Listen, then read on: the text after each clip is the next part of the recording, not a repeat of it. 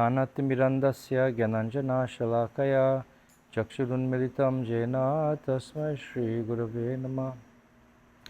श्रीचैतन्यमनोभीष्टं स्थापितं येन भूतले स्वयं रूप कदा मह्यं ददाति स्वपदान्तिकं।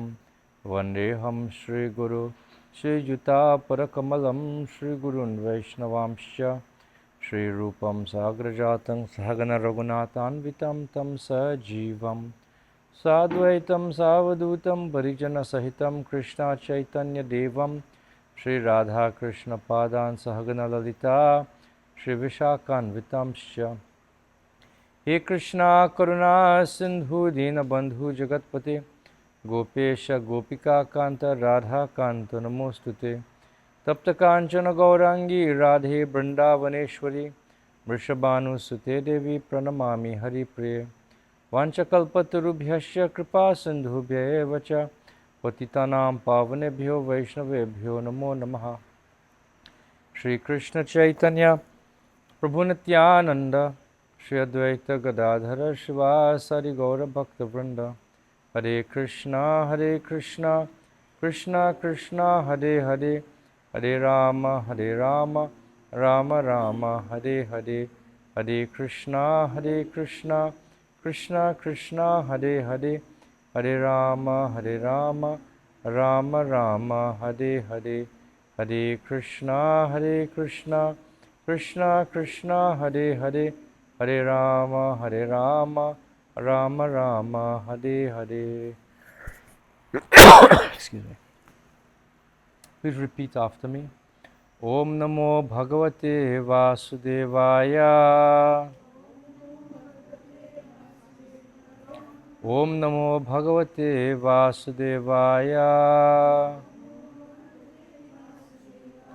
Om Namo Bhagavate Vasudevaya. Hare Krishna. So today is the first day of the month of Kartik, the Sharad Purnima. Normally in Trinidad, at least when I was young, growing up, we would normally, know about Kartik as the last day, when everybody would go to Manzanilla or Mayaro. Remember a couple of times we went to Losiro, to do puja and take a bath in the sea, like that.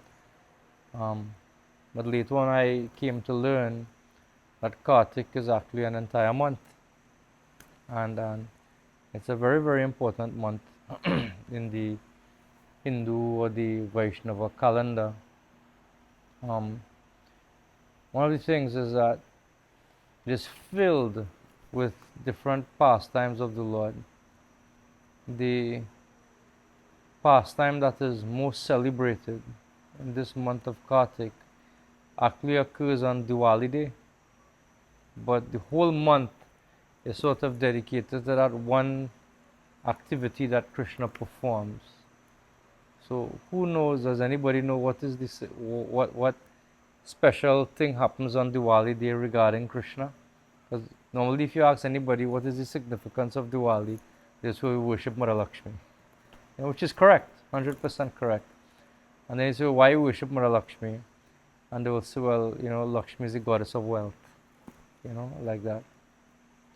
But there's even more deeper significance to the day of Diwali than the worship of Lakshmi. Not that worship of Lakshmi is inferior, it is very, very nice. She's a consort of the Lord. But it is on the morning of Diwali, the day before Govardhan Puja, where Krishna was bound around his belly by Mother Yashoda. Very interesting pastime. Krishna was tied up by Mother Yashoda. Even though he tried to run, he couldn't escape. Mother Yashoda caught up with him and tied him. And for the whole day he remained tied till his father came. And there was a whole big scene. Not for the whole day. Mother Yashoda tried to tie him practically for most of the day. And she didn't give up. And finally in the end he was tied. And then he started to crawl around the courtyard. And he toppled 2 trees that were growing in his yard. And the sons of Kuvera were liberated from that form.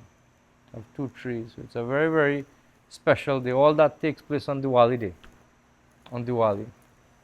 And so what I thought I would do, as it's the first day of the month of Kartik, was speak a little bit about the significance of this Damodara Lila. The seed for this pastime was planted in the 8th chapter of the 10th canto of the Bhagavad Puran. The Bhagavad Puran, also known as Srimad Bhagavatam, is considered very, very important. Nigama kalpataru galita phalam shukka mukad amrita drava samjutam. And if all the nigamas means the different branches of the Vedic literature. Like if you take the whole Vedas, and the Vedas were to take the form of a tree, then what is the best thing that is produced from a tree? Like if you have a nice Julie mango tree in your yard, right? And you see this tree growing up so nice. From the time you plant that tree, what you wishing could happen? What is the first question you ask when you plant this tree? Like if you're buying a Julie mango tree, right? Julie mango tree is a grafted plant, right? So you're buying a Julie mango tree in the market. We will ask the man how long this tree will take to bear, right? How long this tree going to take to bear? Because as soon as you plant this tree, what are you thinking about? The fruit. And if your Julie mango tree turn out to be a dud, and year after year after year, no fruit coming, then somebody might tell you, you have to pong a nail into the tree. No, you have to put a chop in the tree and shock the tree, and then the tree might bear. So you will throw a paint bucket of fertilizer in the root, or some kind of thing. All these different types of techniques we will try to get this tree. Why?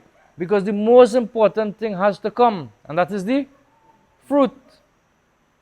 And if the fruit doesn't come, then what is the value of the tree? Isn't it?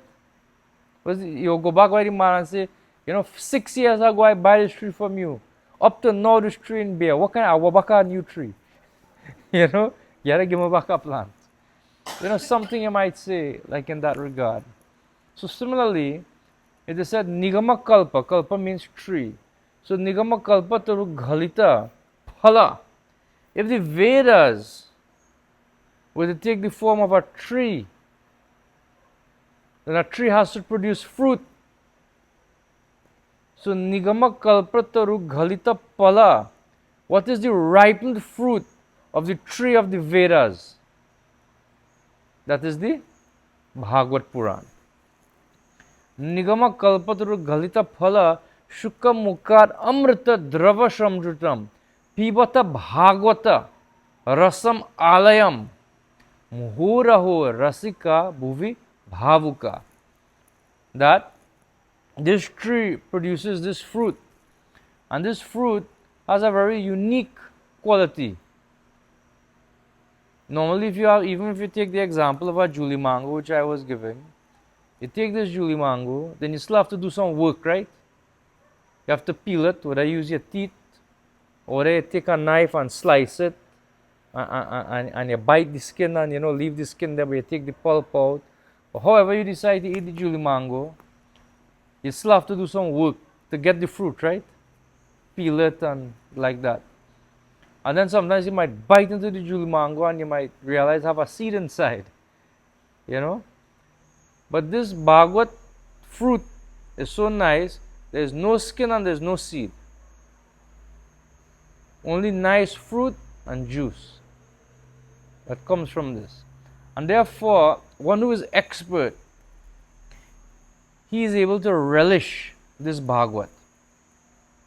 Now it is not so popular, but actually, do you know that in the last year or two, like people are making effort to have Bhagavad Yagyas? Like it is again happening. Like I remember when I was small, maybe not like how it used to be a long time, with reading in the morning, puja, lunchtime again, and then in the night. Sometimes people would come from far and they would sleep in the people's house, and you have to prepare food for these people. It was a very if you made the undertaking of having a 7-day Bhagavad at your home, it was a huge undertaking. Many people would have to come together to help out. People, you would hear a Bhagavad happening in a place, people would just, carry a sack of flour, carry a bag of rice, just to give to that place, because, the cooking whole day and all these things, people would take vegetables. They might not even get invited, just hear Bhagavad taking place here. And people would take something because they knew the effort. It was such an auspicious thing that people would want to be part of it. Then maybe because of the effort that somebody would have to make, then Bhagavad was not so popular anymore. Not so popular as it used to be. But in recent years, in the last couple of years, people are making the attempt again to have Bhagavad Yagyas. It may not be that they're having, 3 times puja, but they're making the effort. Because Bhagavatam is so nice. Bhagavatam is so nice that just like this fruit, this ripe Julie mango, if it has no skin and you bite into it, and the flavor erupts inside your mouth, you feel nice. It brings that feeling. So Bhagavatam is like that. A one who knows how to relish Bhagavatam, it is said, Bhibata Bhagavata Rasam Alayam Muhuraho Rasika Bhuvi Bhavuka. Again and again, he would bite into this fruit and experience this bliss. Then he would bite in again at no end. This is the nature of the Bhagavad Puran. And the Bhagavad Puran, it doesn't speak about God. It's quite interesting. The first verse of the Bhagavatam, it says, we are not going to speak about God. You find that interesting? So what is Bhagavatam going to speak about? We're not going to speak about this whole book. We're not going to speak about God. The subject matter of this book is not God. Now what is Bhagavatam? Bhagavatam is directing us. Jhanmadyasya yataha anvayad itaratas charteshva vigyaswarat tene brahma hridaya adi kavaye muyyanti yat suraya tejo varir madam yata vinimayo yatratra sargo mrasha dhamna swena sada nirasta kuhakam satyam param dhimahi. You ever hear that word dhimahi before? In the Gayatri mantra, right? That word dhimahi comes. Dhimahi. Dhiyo yona prachodaya. Right? So dhimahi. Dhimahi means to fix the mind and the intelligence. On what? Bhagavatam says, Satyam Param. Not God, but to fix our consciousness on the absolute truth. The nature of the absolute truth is it is even beyond the position of God. The absolute truth. And what is that absolute truth according to the Bhagavatam? That is Krishna. And specifically, it is Krishna who appears as the son of Nanda Maharaj and Yashoda. And that is described. There were many, many different incarnations of God that were described in the Bhagavatam by Sutta Goswami. And after describing all these incarnations, he says, Ete chamsa kala pumsha Krishnastu Bhagavan Swayam Indra Ari Vyakulam Lokam Mridayanti Yuge Yuge. That even though Ete cha angsa kala, all these different incarnations that I have described previously, because there are a series of verses in the chapter, 3rd chapter of Bhagavatam, he's saying this incarnation appears, this incarnation, Ram, Nrsimha, Vamana, so many different incarnations. He says, but don't think Krishna is an incarnation. Don't think that Krishna is an incarnation of God. Ete chamsa kala pumsha Krishnastu Bhagavan Swayam. Krishna is not avatar, Krishna is avatari. He is the source of all the incarnations. All incarnations come from him only. And therefore he has that special title, Bhagavan. Ishvara Parama Krishna Sachit Ananda Vigraha Anadir Adir Govinda Sarva Karana Karanam, Lord Brahma says. He is the cause of all causes. He is the supreme controller. He is Sachit Ananda. His form is not subject to the misery we have to go through in this form of birth, disease, old age and death. So the Bhagavatam is meant to bring us beyond the concept of even God, but to attract our consciousness to the absolute truth. Who is son of Nanda Maharaj? Krishna. And this pastime of Mother Yashoda binding Krishna, it shows the quality of the absolute truth. There's a very interesting pastime that happens just before Mother Yashoda binds Krishna. Krishna was playing with his friends, and Krishna had eaten dirt. Sometimes children, they put all kind of things in their mouth. All kind of things go in the mouth. And the boys went and complained, including Balaram. They went to Yashoda and said, Yashoda Mai, Yashoda Maya, Krishna has eaten dirt. So he said, bring Krishna. They brought Krishna. I said, Lala, they said, even Balaram, who is always on your side, he is saying you have eaten dirt. Is it true?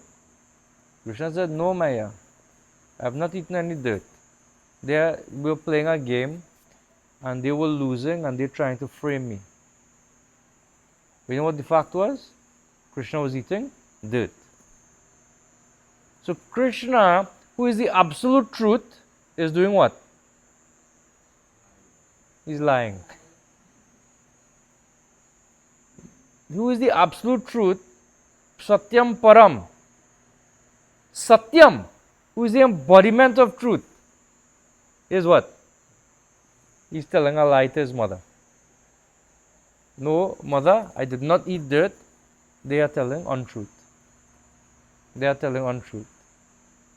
And he said, if you want, I will open my mouth and you will see for yourself. And when he opened his mouth, Mother Yashoda looked inside. There's a very beautiful painting of this you'll find in Bhagavatam. She saw a little dirt, but then she saw more than dirt. She saw all the different universes, all the different planetary systems. She saw the heavenly planets. She saw the spiritual world. She saw the hellish planets. She saw the planet Earth. And in the planet Earth, she saw India. And in India, she saw Vrindavan. And in Vrindavan, she saw Gokul. And in Gokul, she saw Nanda Maharaj's house. And in Nanda Maharaj's house, in the area of, not exactly Nanda Maharaj's house, this took place on Brahmara Ghat, near one area of the Jamuna. So they were there. And she looked, and she saw herself looking inside Krishna's mouth. So she looking inside Krishna's mouth, when she looked inside, saw all this. And still she saw herself looking inside Krishna's mouth. This is an interesting thing. You know why? You know why? This is a very, when you really meditate on this, right?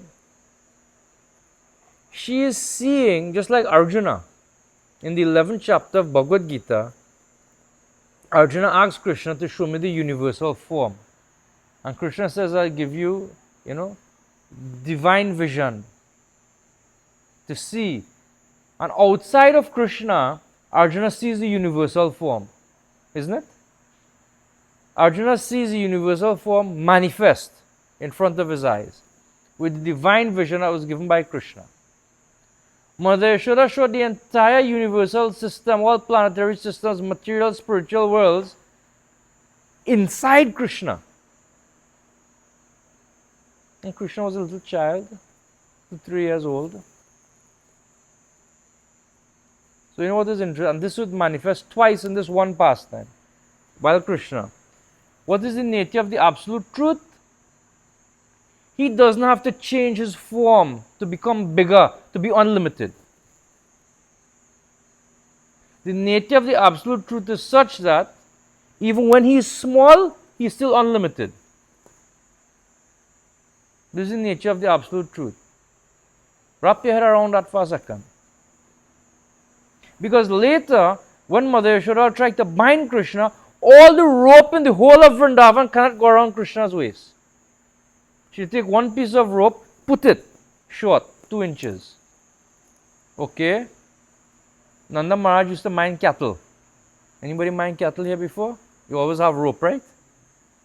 You always have rope. So imagine how much rope Nanda Maharaj must have had. You know how much cattle he used to mind? 900,000. Minimum. And plus calves. 900,000, right? So they had rope. So she added another piece of rope, put it around. How much? 2 inches too short. Krishna get bigger? No. But put more rope. Add it. Put it around. Short. How much? 2 inches. Mother Yashoda, this went on. People, other neighbors brought rope, everything. Mother Yashoda is adding. Put it around. Short. How much? 2 inches. So what is happening? The rope is increasing. Krishna is remaining the same size. But the rope cannot go around. But she looks around Krishna's waist. Krishna has a belt, a jeweled belt, hanging around his waist. That is going around. Krishna has anklets, ankle bells, payal. That is around his ankle. That is going around. Mother Yashoda embraced Krishna. Mother Yashoda's arms could go around and they would touch on the other side and overlap. And then she would look at all this rope. And she would put more rope. Short. 2 inches. This is the nature of the absolute truth. In the same form, without changing, Krishna is simultaneously limited because the ankle belt could go around his ankle, the belt could go around his waist, Mother Yashoda could embrace him, and unlimited at the same time. When Vaman Dev appeared to Bali, this is 8th canto Bhagavatam. Bali asked, give me 3 steps of land. What happened to Vaman Dev? Vaman means dwarf, short person. Right? So this short person increased in size to such an extent, in 2 steps he covered everything. But he had to change his size. Varaha, the boy incarnation of the Lord, Bilwal Mangal Thakur describes, if you were to take all the oceans,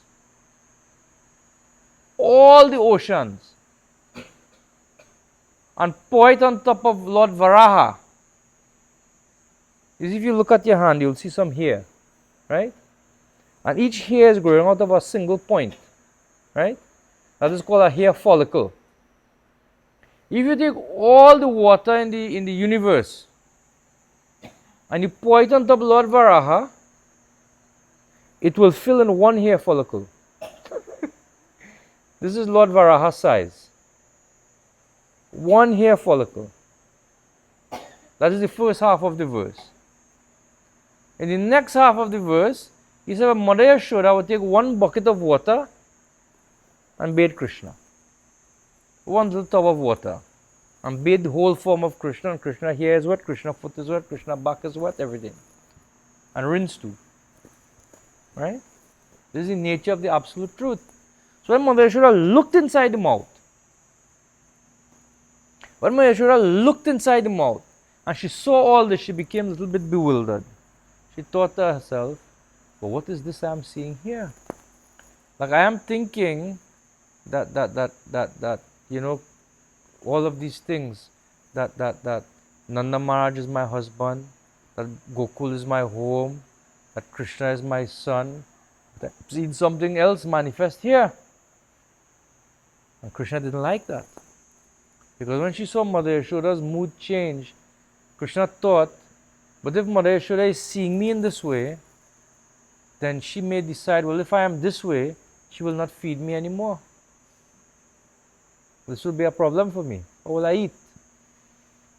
So who is thinking how they will eat? Everything is inside his belly already.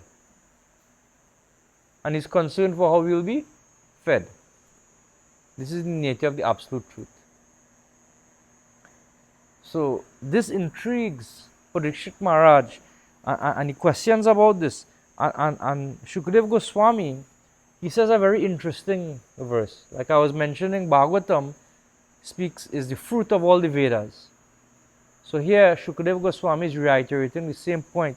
He says, Traya cho padi shadbishcha sankhya yogai shasatvatai upagiya mana mahatmyam harim samanyamatmajam. He says, Traya, by studying all the Vedas, 3 Vedas. Traya, all the Upanishads. Traya cha upani. Shadbishcha, also, etc. When you see the word cha, it means etc. Right? So, Vedas, Upanishads, etc. By studying all the Vedas, by Sankhya Yoga, by yoga, all these things, the glories of the Supreme Lord are amplified. If you study these literatures, the Vedas, the Puranas, the Upanishads, all you would find is glorification of God, the greatness of God. But what is the problem here? Mother Yashoda is thinking, Atmaja. This is my child. This is not God. This is not the absolute truth. This is my child. If I do not feed him, how he will eat? And this is the mystery of Krishna in Vrindavan. As soon as you step outside of Vrindavan, the consciousness of the absolute truth somehow transforms into the consciousness of God. The position of that the absolute truth has, the majesty, the opulence. But in Vrindavan, nobody thinks about Krishna as God. This is the beauty of Vrindavan. That the relationship that is shared between the residents of Vrindavan and Krishna is so intimate, so close, so sweet, that there isn't even the slightest conception that this is God. And to demonstrate that, in the next chapter, Shukadeva Goswami speaks about this Damodara Lila that takes place on Diwali morning. This is the beauty. I said this verse here, Harim Samanyam Atmajam, that Mother Yashoda thinks of Krishna only as her darling child. If you want to understand anything about Krishna in this 10th canto and something looks a bit strange, this is the verse. Especially Vrindavan Lila. They have no conception that Krishna is God. And even inside of Nanda Maharaj's house, in the presence of Nanda Yashoda, Krishna cannot act like God. So what is this Damodara Lila? We will speak a little bit about. Prabhupada has a nice comment in this verse that ends this comment off. He says, one may be a karmi, meaning one who worships the devatas for elevation to the heavenly planets and so on. One may be a jnani, one who aspires for liberation. One may be a yogi, and then a bhakta or a premi bhakta.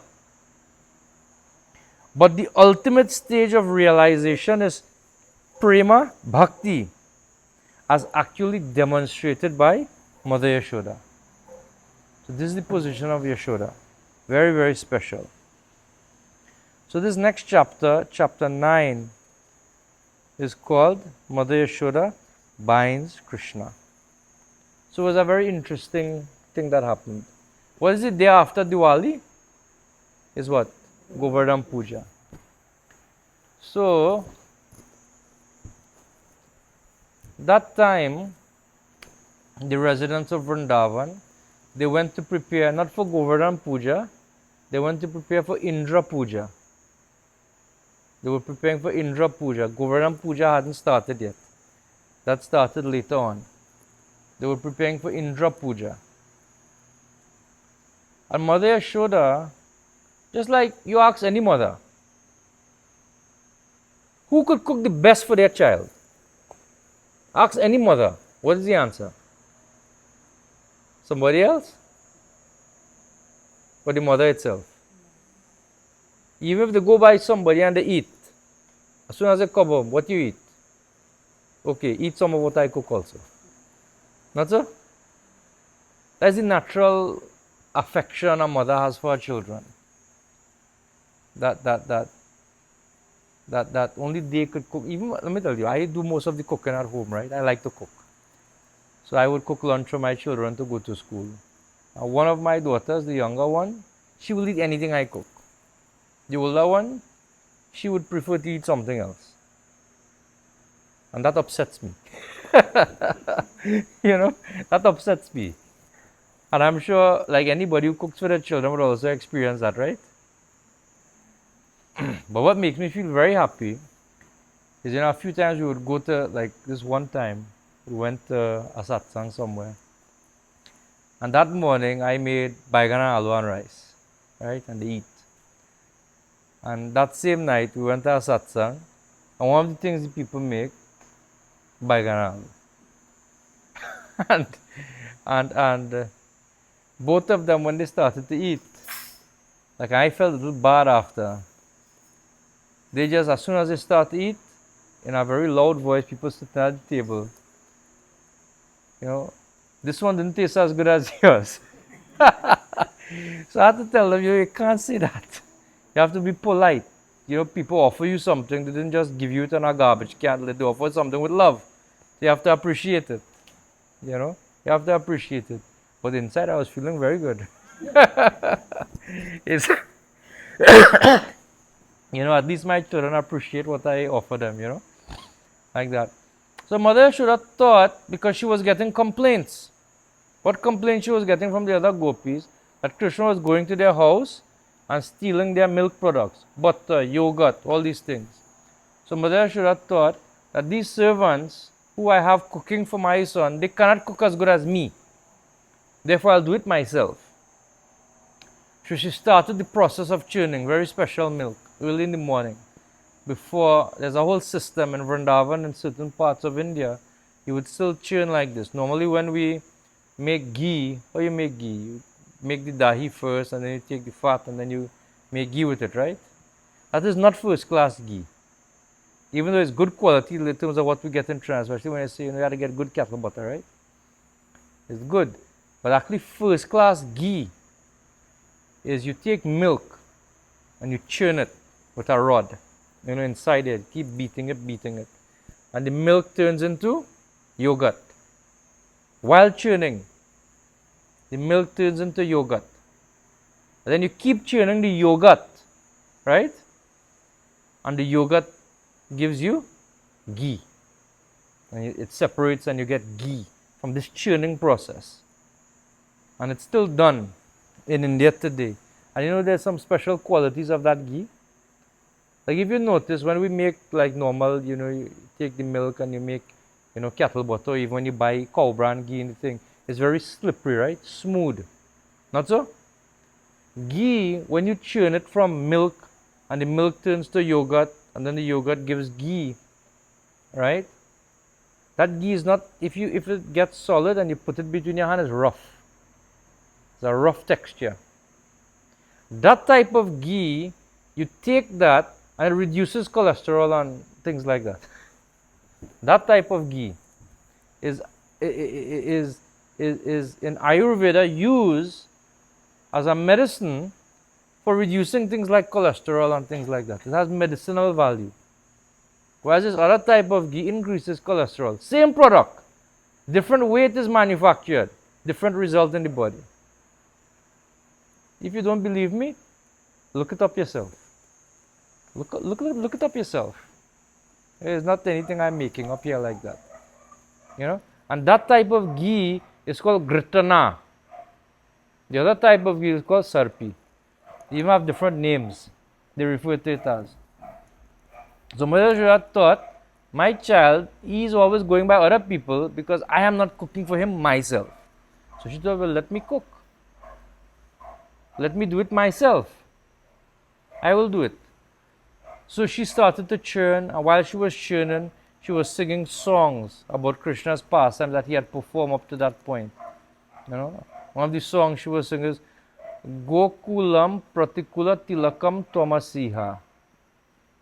Now he's saying that this you are the ornament on the whole lineage of the family of Nanda.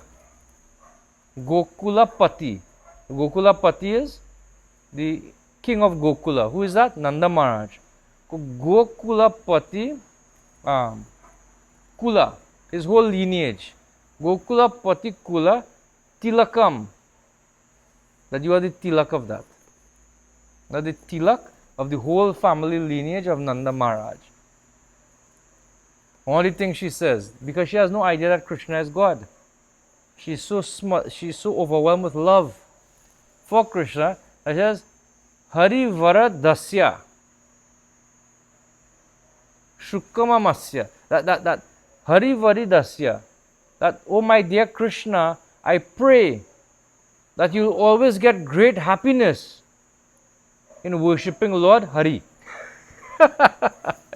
So she's singing songs about Krishna, and she's saying that you should always be happy worshipping God. she's overwhelmed with love. So this is one of the songs she's singing. Bhagavatam describes Yani Yani ya Gitani Tad Bala Charitaniya. That she's singing Yani Yani, and this is the song she is singing. It's not described in Bhagavatam, is described by Jiva Goswami and Gopal Champu. Jiva Goswami gives the whole song that she is singing. You know, so she is completely overwhelmed with love, and so you know, she is dressed in a very beautiful sari. It says saffron, Shaumam Vasa Pritu. That dressed in a saffron sari, and this sari is this particular sari she's wearing. Bhagavatam gives so much detail, and the acharyas give so much detail. Is made from the fibers of a particular tree. If I remember correctly, it's called a Vetasi tree, and it gives a very fine fiber, and the natural color is like a saffron yellow, and that is woven into cloth. The fiber of this tree is woven into cloth, and that cloth is worn on special occasions, festive days. So Diwali is a very festive day. So Mother Yashoda got up and she took a bath and so on, and she decorated herself, and she wore this saffron yellow sari made of the fibers of the Vetasi tree. And she had nice beautiful flowers in her hair, very beautiful, and she's sitting and she's churning herself. And Krishna hears these songs and says, oh, somebody's chanting my name, my mother. And he goes. What he wants? He wants milk. So while she's churning, Krishna grabs the churning rod. She doesn't grab the hand, he stops the whole churning altogether. And Mother Yashoda picks him up, puts on her lap, and begins to feed him milk. And she continues to churn. Just at that time, she had in the adjacent room, in the main kitchen, milk for sweets that she was boiling. And that started to flow over. When that was flowing over, she put Krishna down very hastily. And she went to see about the milk, because she didn't want it to waste. And Krishna didn't like that. Krishna became very angry. I didn't finish drinking milk. You know, sometimes when you get angry, like especially children, you would see them, like they'll squinch their eyes. Krishna began to bite his lip. He was angry. And Krishna, while he's playing outside, Krishna sometimes collects things. So one of the things he collected was a stone, like shaped, it was bigger on the top and pointed at the bottom. And he took the stone and broke the pot. He just, children when they get vexed, how children behave, right? So he mashed up the pot with the stone. While Mother Yashoda went into the kitchen, he went into the place where Mother Yashoda had a storeroom and ran amok inside there and took stock and took it outside and began to feed the monkeys. And Mother Yashoda, she came back after she, arrested the milk from flowing over and got that under control. She came outside and she saw, oh my God, what is happening here? Anybody ever had this experience, like any of your children, you always have to tell them, don't make such a mess, and simple things you would be doing, eating or whatever, when you watch, there's a whole mess on the floor? Or when they're now learning to take out their food or this kind of thing, and you go by and there's a big mess, like there's more rice outside the bowl than inside the plate that they take to eat. You see, she already started laughing about it. You have that experience, right? It happens, right? It's child. And we get vexed, but it's still a child. So she saw this and she just smiled. Why she smiled? Because she knew who was the guilty party. So she decided to see what was happening. And she knew where Krishna was. How she knew where Krishna was? Because when she looked on the ground, she saw the evidence. Because Krishna was crawling through the yogurt and the ghee and everything and left a trail. So Mother Yashoda, like a good detective, followed the trail. And she felt with all these complaints she was getting from the neighbors and what Krishna did here, like she felt that she had it. So she thought she would, put a little on Krishna, give him a little something to remember, something to, incentive, not to be so mischievous again. So Nanda Maharaj has many sticks, walking sticks, right? He's a king of Braja. So, you have a little stick, right? Yeah, a stick with different jewels and so on. So she picked up one of these sticks. When she picked up one of these sticks, like a whole tremor went through Vrindavan. Like all the devatas, they were watching this pastime taking place. And they were in shock. Now they know Krishna as God. Because they were praying for Krishna to appear to relieve the burden of the earth. This is how the 10th canto of Bhagavatam starts up. So when they saw Mother Yashoda pick up a stick, what she's going to do with the stick? Beat God? So Krishna, he sees this, it is said, like, you all listening to, you all heard the statement attributed to the very esteemed Minister of National Security. You all heard that on news? This was, big news yesterday, today. What he said? Don't blame me, I blame the citizens. They're committing the crimes. But there was one English, either a judge or a lawyer or a writer or something like that. Back in the day, if somebody were to steal somebody's horse, what was the punishment for that? What was the punishment for stealing a man's horse? Gigs? Death. Hang by your neck until what? Until dead. So this writer, he wrote that men are not hung for stealing horses. Men are hung that horses will not be stolen. In other words, when there's a swift and certain response to crime, that in itself is a deterrent. When people see people getting caught, when people see people getting prosecuted, when people see people going to jail in a very swift and certain manner, you think I'm going to take a chance at thief? No. I'll think twice, right? I'll think twice. Because there's a greater chance I will be caught And if I am caught, I don't want to experience what that is like. So men are not hung for stealing horses. Men are hung that horses will not be stolen. And one of the most important, now this is not a political commentary or anything like that, but just like the point is that the government has a responsibility to enforce the rule of law.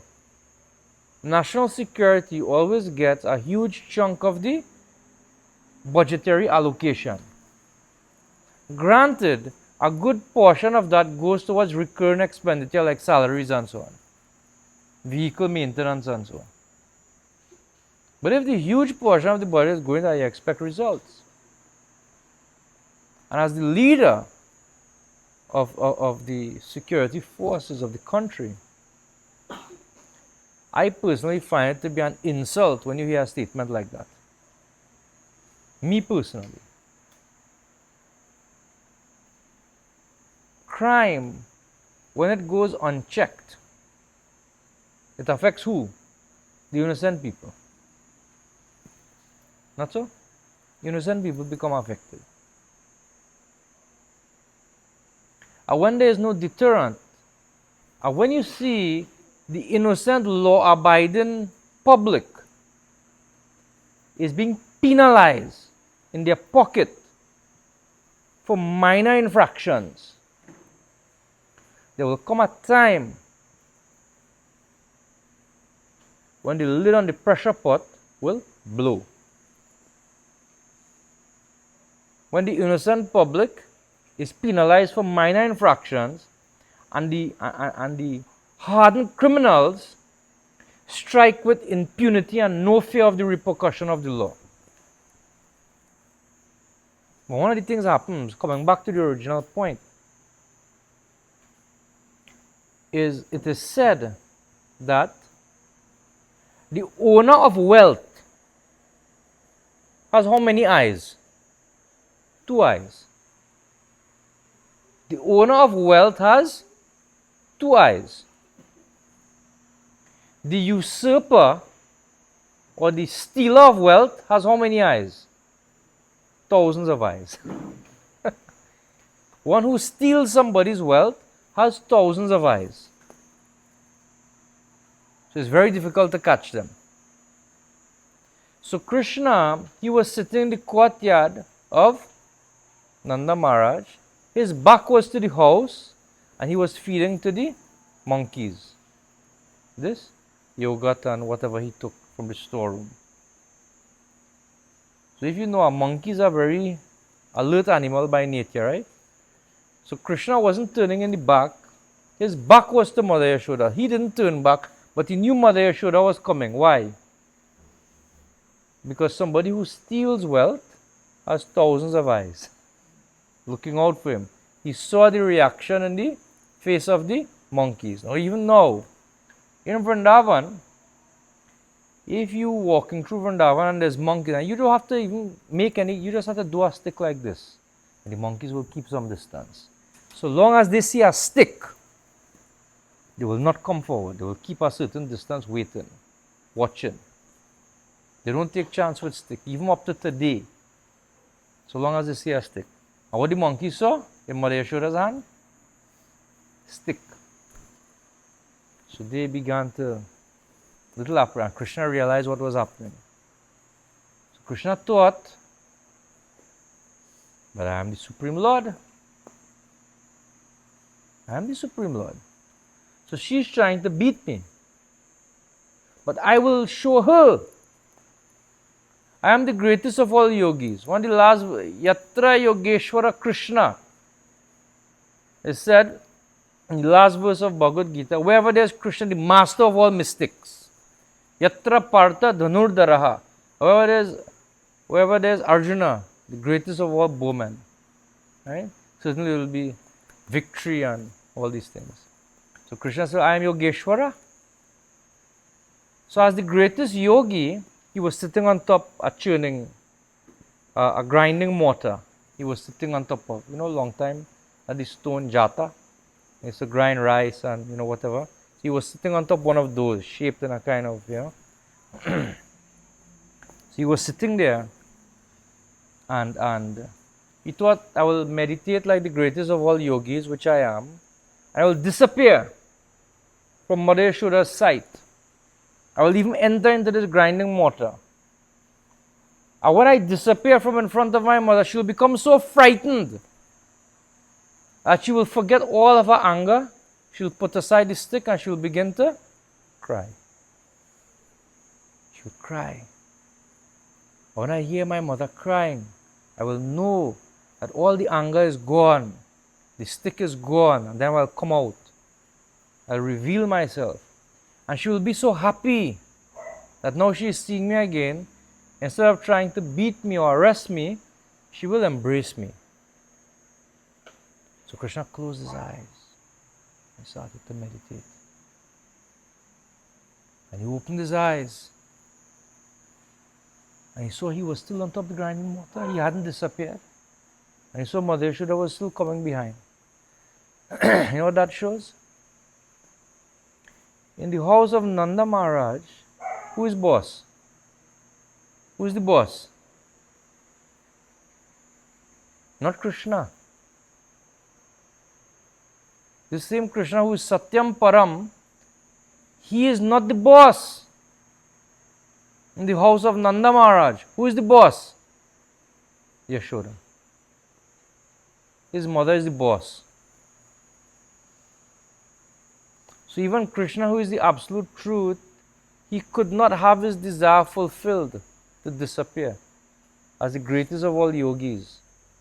Mother Yashoda was coming and she ran after him, and eventually she caught him from behind with the stick. And Krishna was crying. He didn't want to submit himself to his mother because he was afraid of the stick. He never saw this before. Sometimes the mother would give him a little chastisement when she heard the complaint, but she really didn't mean it. You know what I mean? She really didn't mean it. Just to pacify the neighbors. Just to pacify them, and when Krishna saw this, he never expected this type of reaction. The game went too far. So Krishna started to cry, and he threatened to run away if Mother Yashoda didn't throw the stick. So Mother Yashoda, she hid it behind her back. And Krishna looked back and saw she was still coming. And he thought she didn't have the stick. But as she came closer to grab him and he looked back, she pulled her hand out to get some. And he saw the stick. And he realized he was betrayed. How he was betrayed? His mother lied to him. I didn't like that. Didn't like it one bit. And he got very angry. And he was having a conversation with his mother. He said, you think you are a monkey? You're feeding all my valuable products to these monkeys? That you must be a monkey yourself. And you know what Krishna told his mother? He said, if you are calling me a monkey, because he didn't like he was being called names. He said, if I am a monkey on my mother's side of the family, not my father's side. Krishna, he was very disrespectful. But eventually, Mother Yashoda caught him from behind. And she released the stick. And then she thought, but he doesn't like the stick. And if I show him the stick, he may be so scared he may run away. And if he runs out of the compound, then some animal might hurt him. Which is even worse for me than for him. So she tried to tie him. And I was telling you in the beginning, she tried and she tried. And 2 inches too short always. But eventually, Parishrama Krishna, by the great effort put out by Mother Yashoda, she was able to tie Krishna. She was able to tie him. And this demonstrates a very important principle that the Bhagavatam wants to invite us into. That bhakti is such a powerful thing that this pastime demonstrates that Krishna becomes bound, not by the rope, but by the love of his devotee. That the absolute truth, who is one without a second, who is greatest in the whole creation, becomes bound by the love of his devotee. It's such an amazing thing. Love is so powerful that it controls us. When we have loving relationships with our friends, then there's no question of offense. You could tell a good friend anything and they will know it's a joke. Not so? If they take a serious offense and it doesn't clear up right away, then something they know is a joke. You know how to communicate with your friends. You know what to say. You could say something completely outlandish, and they know immediately what you mean by that, and they will do it. Sometimes without you saying it, they don't know what you're thinking already. Why? Because the connection of love is so strong. It's so strong. And the Bhagavatam is inviting us into that arena where Krishna plays with his devotees and is completely bound by the love of those devotees. And therefore this month of Kartik, it reminds us of the value that being in bondage, in love, is greater than even liberation.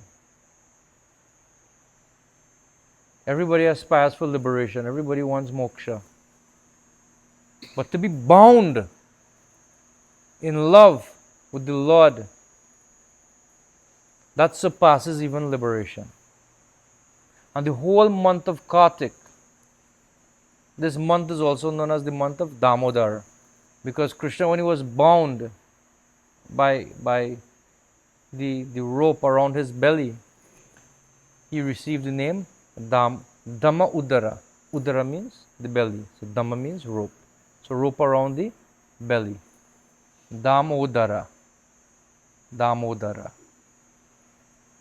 This is a very, very beautiful pastime, as described in the 9th chapter of the 10th canto of the Bhagavad Puran. That Shukadeva Goswami, he gives to answer that question, to demonstrate how Krishna, how Mother Yashoda, she only thinks of Krishna as her darling little son. This is the nature of the absolute truth. So as I was saying in the beginning, to tie it all up, Bhagavatam, it takes us to the realm of the absolute truth, which is even beyond the conception of God. And that absolute truth becomes completely controlled by the love of his devotees. And therefore in this life, the greatest thing that we can aspire for is to learn how to love Krishna. This is the greatest achievement that we could ever hope to receive. How to fall completely in love with Krishna. That our consciousness even goes beyond the conception that Krishna is God. And that is demonstrated in this pastime of Krishna being bound by Mother Yashoda. And the Bhagavatam invites us into this wonderful festival. So for this month of Kartik, we can do things that enhances our love for Krishna. We can do things that, just as Krishna becomes bound by Mother Yashoda's love, we can do things that bind us closer to Krishna, that tightens the knot around our belly, that we become connected to Krishna in love. And what are the things we can do? We can read about Krishna in books like Bhagavatam, etc. We can hear about Krishna. There's so many lectures on YouTube about Krishna and Krishna's pastimes. We can listen to Bhagavatam. Everything is available for free on YouTube. You can spend some time doing it. One of the things we can do every day, we can make a little offering to Krishna. Some nice fruits, some sweets. We don't have to know the technical details of how to do it. We can prepare something very nicely. And from the time we are making it, we are thinking, I am making this for Krishna. And when he tastes this, he will smile. Just that simple consciousness is the most important ingredient in any offering. Not how we chant the mantras or all these technical things we sometimes do to make an offering. That's from the very beginning. And if you want to make it, when I'm going to the grocery store even to buy, or to the market, I'm going to buy this to offer, to make something so nice to offer to Krishna that Krishna will smile. He'll be happy to taste it. And we just place it. And with that consciousness, when we make that offering, it transforms into prasad. And when we taste that prasad, because we are offered it with love to Krishna, when we taste that prasad, what we are tasting? We taste Krishna's love for us. This is the meaning of prasad. We offer it with love. And when we receive that back from Krishna, then we are tasting Krishna's love. This is prasadam. Therefore, as devotees, we don't eat. Even the act of eating is experiencing Krishna's love. Just a simple change of consciousness. Just to make something and offer it to Krishna. So for this whole month, which culminates, we can take some vow, we can make some effort to do something, one thing, one little thing we can do just to offer our love to Krishna. And in return, we will experience Krishna's love for us. And if we make a habit of that, then the same thing we are doing in the month of Kartik, we stretch that throughout the year. Make it a daily activity. And with each rising and setting of the sun, what is happening? Our love for Krishna is increasing. And as our love for Krishna increases, what happens? The natural byproduct of increasing our love for Krishna is our appreciation and love for our family members also increases. Our appreciation and love for those around us increases. Because we begin to see everyone in relation through the lens of our love for Krishna. So these are some thoughts I had on this Damodara Lila. If you give me a chance and I go into detail on things, I could certainly have about 7, 8, 9 hours and speak on this one pastime. It is such a beautiful pastime that Krishna allows us access to in this Bhagavatam. So this is the first day of this month of Kartik. So all over the world, one of the things you can do also is you get a picture of Krishna and every day you light a fresh diya and you offer it. You offer it to Krishna. If every day you do that, specifically, Krishna, I'm offering this to you. What is this I'm offering? It is not a lamp. I'm offering my love to you in the form through the medium of this lamp. Don't think I'm offering a lamp, then it's just a ritual. Krishna, I'm offering my love to you through this lamp. Just like when we buy a gift for somebody, or wives or husbands as the case may be. It's not just the gift. It's an offering of love. So if we think like that, my dear Krishna, I'm offering this to you, it is an offering of love. I'm offering this fruit for you, it is an offering of love. I'm offering this diya to you every day, it is an offering of love. You please accept it like that. You please accept it like that, as an offering of love. And I guarantee you, if you do that every day for the month of Kartik, and you don't feel by the end of Kartik something changes, I don't even have to say that. You will experience a change. You will experience a change. Guarantee. Guarantee. So with those few words, I will stop, and I encourage you for this month of Kartik to make the most of it. Hare Krishna. Shri Radha Damodar ki, Shri Yashoda Damodar ki, Srila Prabhupada ki, Ananta Koti Vaishnava Vrinda ki Jai.